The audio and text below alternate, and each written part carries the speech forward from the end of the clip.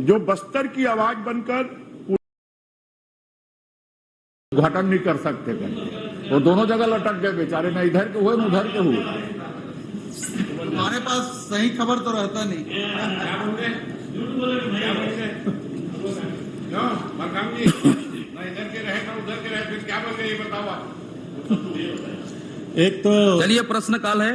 अध्यक्ष जी और हमारे आदरणीय प्रदेश अध्यक्ष मोहन मरकाम जी को 2 बार बेचारे बोले, उसको विलोपित कर दीजिए। एक तो बेचारे नहीं है, समझ लो ना, हमारे अध्यक्ष हैं आदरणीय। बेचारे तो इसलिए कहना जरूरी है, मुख्यमंत्री हटाने में लगे हैं, आपके पड़ोसी बचाने में लगे हैं, तो बेचारे ही है। अरे भैया, आपको दूसरों के घर की चिंता क्यों रहती है? अपनी चिंता कर लो ना। 15 साल में 15 और अब कितने? आजकल आपको भारी उत्तेजना हो रही है? चलिए प्रश्न काल है। माननीय मंत्री जी, नेता प्रतिपक्ष नेता मानते हो नहीं? चलिए मंत्री जी।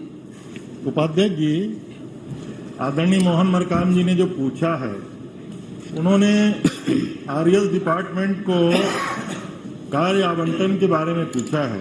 नोडल एजेंसी के रूप में 2 एजेंसी एक साथ काम नहीं कर सकती, क्योंकि वो नक्सली क्षेत्र है और शासन का ये आदेश है कि इसके लिए जिला निर्माण समिति का गठन किया जाएगा। आदेश की कॉपी भी मैंने आपके उत्तर में लगा हुआ है। तो जिला निर्माण समिति के द्वारा, और ये भी अधिकार है कि कलेक्टर जो है वो नोडल अधिकारी अध्यक्ष के रूप में या समिति के रूप में नामजद कर सकता है। तो आरएस के ई को किया हुआ है। आपने प्रश्न किया है नोडल आरएस को नोडल विभाग के रूप में काम दिया गया है क्या, इसलिए निरंग बताया गया है। लेकिन उसके बावजूद भी 424 काम जिस अवधि का आपने पूछा है 3 साल का, आपके कोंडागांव में हुआ है लगभग 69 करोड़ रुपए का, और ये इसमें लगभग 340 भवनों का काम है और 84 सामग्री क्रय विभिन्न प्रकार के काम हैं। इस प्रकार के काम वहां संपादित किए गए हैं। माननीय उपाध्यक्ष महोदय, मैं वही तो जानना चाह रहा हूँ। आरएस निर्माण एजेंसी है, भवन बनाती है, ये करके लगभग 7 करोड़ से अधिक राशि वो सप्लाई का काम, मतलब आरएस कब से सप्लाई का भी काम करने लग गई है? मैं वही तो जानना चाहता हूँ कि कब से भाई आपके सरकार में सब संभव है, मतलब कब से सप्लाई का काम कर रही है? निर्माण एजेंसी आरएस है, वहां तक तो ठीक है, मगर वो सप्लाई का भी काम मतलब आरएस भी करने लगी। मैं वही जानना चाहता हूँ। भूपेश है तो भरोसा है। अच्छा लगा अजय जी ने नारा लगाया, भूपेश है तो भरोसा है। मैं आपको बधाई देता हूं, धन्यवाद भी देता हूं। ये पूरा प्रदेश की जनता का है। आपने प्रश्न किया विभाग कब से सप्लाई कर रही है। मैंने फिर से कहा 2 एजेंसी एक साथ काम नहीं, वहां निर्माण समिति ही नोडल एजेंसी है, जिसके भार साधक के रूप में आरएस के ई को दिया गया, उसके द्वारा ये कार्य कराया गया। माननीय उपाध्यक्ष महोदय, कार्यपालन अभियंता ग्रामीण यांत्रिकी सेवा संभाग कोंडागांव के पद पर किस अधिकारी को पदस्थ किया गया है? उक्त अधिकारी को क्या किसी अन्य विभाग का भी प्रभार दिया गया है? यदि हाँ, तो वर्तमान में किन किन विभागों का प्रभार उक्त अधिकारी के पास है? अधिकारी का मूल पदस्थापना विभाग कौन सा है? उक्त अधिकारी कोंडागांव जिले में कितने वर्षों से है? क्योंकि वही 5-6 मतलब विभागों का संभाल रहा है। जो बातें आ रही माननीय उपाध्यक्ष महोदय। उपाध्यक्ष जी, ये काम के सिलसिले का प्रश्न था, कौन कौन अधिकारी कितने कितने पद में है, मैं जानकारी आपको उपलब्ध करा दूंगा। माननीय उपाध्यक्ष महोदय, जो कोंडागांव में आप भी उसी जिले से आते हैं, उसी जिले से आ रहे हैं। माननीय उपाध्यक्ष महोदय, डीएमएफ राशि का जो जिस ढंग से बंदर बाट हुआ है, लगभग 7 करोड़ रुपया कागजों में मतलब जो सप्लाई का काम किया गया है। मैं माननीय मंत्री से जानना चाहता हूं, आप नाम उसका उजागर क्यों करना नहीं चाहते, और क्या उजागर करना क्यों नहीं चाहते, और किस किस विभाग में वो व्यक्ति पदस्थ है, और वही व्यक्ति हर काम कैसे देख रहा है? और सबसे बड़ी बात, आप आरएस को निर्माण एजेंसी का काम देते हैं, निर्माण का काम देते हैं, वो सप्लाई का भी काम कर रहा है, अन्य काम भी कर रहा है। तो क्या इसको विधानसभा की समिति से जांच कराएंगे और दोषी व्यक्ति के ऊपर कार्रवाई करेंगे क्या? मेरा सीधा आरोप है माननीय उपाध्यक्ष महोदय, लगभग 7 करोड़ रुपए जो डीएमएफ का पैसे का इन्होंने बंदरबाट किया है। इसकी विधानसभा से जांच कराएंगे क्या? 30 करोड़ है। आपके पार्टी के प्रदेश अध्यक्ष का आरोप है, आपको तत्काल यही घोषणा करना चाहिए। हाँ, क्या पत्र दे देना चाहिए। आ रहा है मंत्री जी का, आप लोग बार एक आदमी खड़े होकर बोल सकते हैं। सौरभ भाई, पार्टी का प्रदेश अध्यक्ष प्रकट कर रहे हैं। चलिए मंत्री जी उत्तर दे रहे हैं, आप लोग समझिए। माननीय उपाध्यक्ष, बोलिए।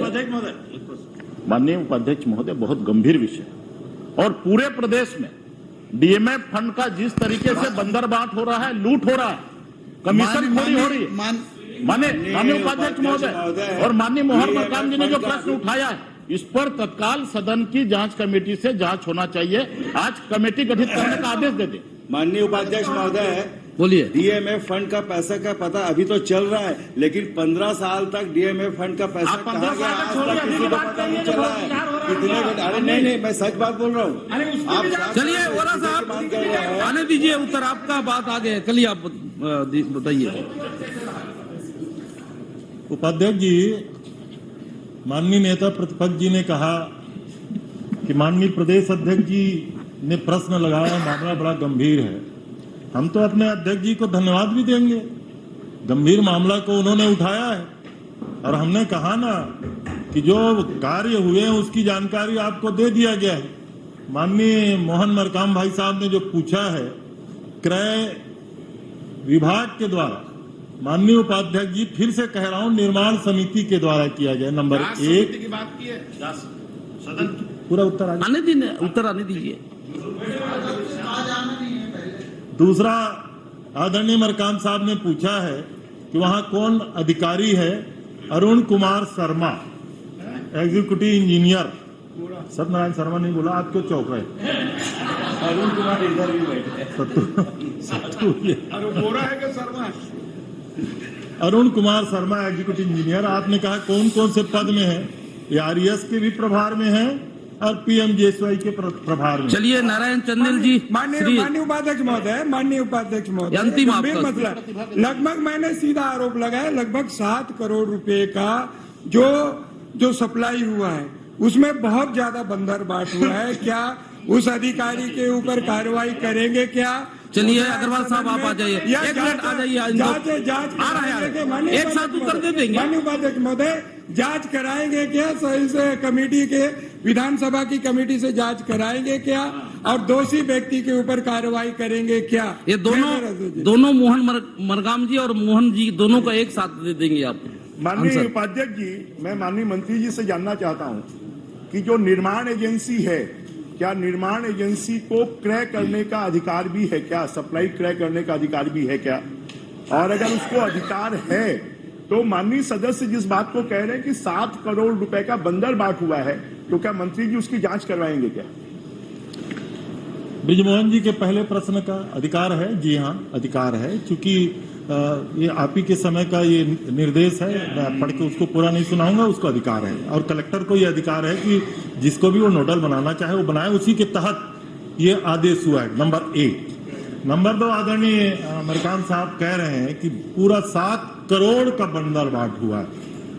अध्यक्ष जी, अगर ऐसी स्थिति है, मैं नहीं समझ पा रहा हूं कि पूरा 7 करोड़ के इस तरीके से बंदरबाट हुआ होगा, लेकिन हमारे जिम्मेदारी से प्रदेश अध्यक्ष जी ने प्रश्न किया है, इसकी जांच कराना है तो मैं यहाँ राज्य स्तर के अधिकारी भेज करके इसकी जांच करा लूंगा। माननीय उपाध्यक्ष महोदय, मैं जांच करा देंगे से कहना चाहता हूँ, मुझे पूरा उम्मीद है कि उस व्यक्ति ने पूरा बंदरबाट किया है, उसके ऊपर कार्रवाई आप करेंगे। हो गया, जांच का आदेश हो गया। नारायण चंदेल जी, समिति से आप जांच कराएंगे, घोषणा करेंगे। मैं उम्मीद करता हूँ विधानसभा की समिति से आप घोषणा करेंगे। और हम लोगों के वहाँ के 3 विधायक हैं, उसमें एक तो विधानसभा उपाध्यक्ष है, हम 2 विधायक हैं। 2 विधायकों को उस समिति के सदस्य बनाने की घोषणा करेंगे।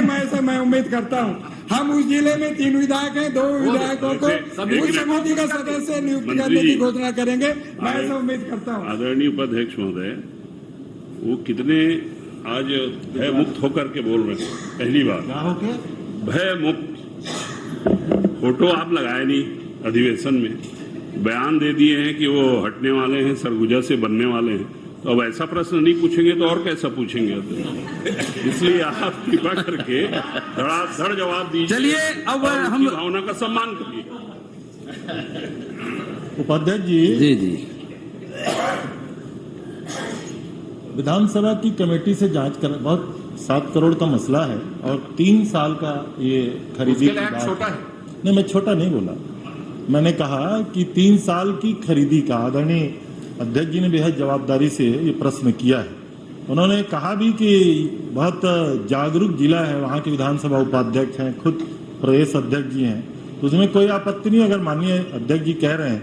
लेकिन मैंने कहा माननीय उपाध्यक्ष महोदय, मैं राज्य स्तर के अधिकारी से जांच कराने का निर्देश जारी कर दूंगा और केवल निर्देश नहीं माननीय अध्यक्ष महोदय, 1 महीना का टाइम लिमिट कर देता हूं।